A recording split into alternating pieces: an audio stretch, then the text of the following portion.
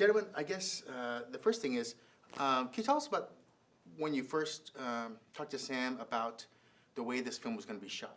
Like, how did he talk to you about it? Maybe, you know, prepare you? I know there was, he kind of said it was almost like a dance, of how you had to get the choreography right to all the things you were going to do and how the, you know, the road and measuring steps and paces. So can you talk about that process as you began this film? Yeah, I mean, well, the first time I found out was in the second audition. I think, yeah, it was the second audition. That was the first time I met Sam Mendes, the director. And that's when he told me that it was going to be done in one take, and what that would mean for us as actors to come onto it. You know, as you said, we had to do 6 months rehearsals before we actually started shooting, and it was just exciting. It was exciting, and to be able to work with Sam as well, I was just really honoured. And how would you, you know, when you talk to your friends or your family, did you guys explain this film to them? I tried not to say too much, actually. I know my dad would like it because he used to be in lights in the theatre, and so this kind of, the fact that it's like a mixed medium between theatre and film, and obviously Roger he's not bad at lighting, so but we didn't say too much really. I just also explained day by day some of the ways that we were doing it, but I kind of wanted to keep it a little bit to myself. I said everything like an idiot. Yeah, it's kind of spoiled it for my mum. She watched it the other day and she knew everything. So next time I won't do that.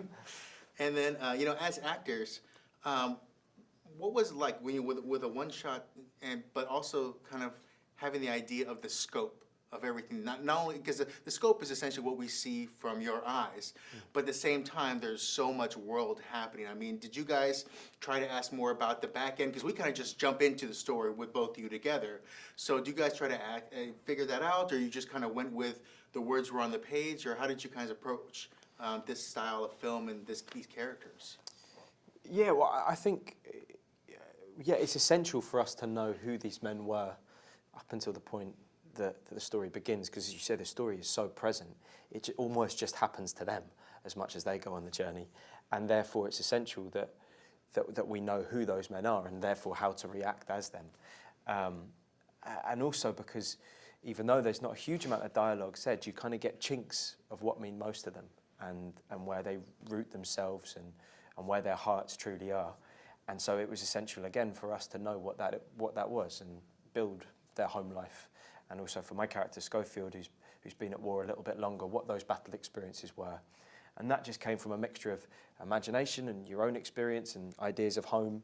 But then in terms of the war and the history, there's so much amazing research that is out there and that we just dived into, really. And then the last thing, and this was funny, I was watching it, and I don't know if anyone's mentioned this before, but it has that feel of the Lord of the Rings, like the journey, kind of thing. Did you guys ever kind of, did that come to your mind, that, you know, the two people going off to you know, facing unattainable odds, you know, did that ever come to your mind, that, because it's the epicness, I guess, you know, that epic journey, you know. Did you guys feel that way when you were shooting, and especially having that long term? No. Well, no. But I think Tolkien served in the war. I think that's where Lord of the Rings almost came from. That I think there's a lot of, I haven't seen the Tolkien film yet, but I'm pretty sure he served in the war, and that's a lot of where that kind of journey comes from. So, there's of course there's parallels, but that was nothing in our mind when we were doing it.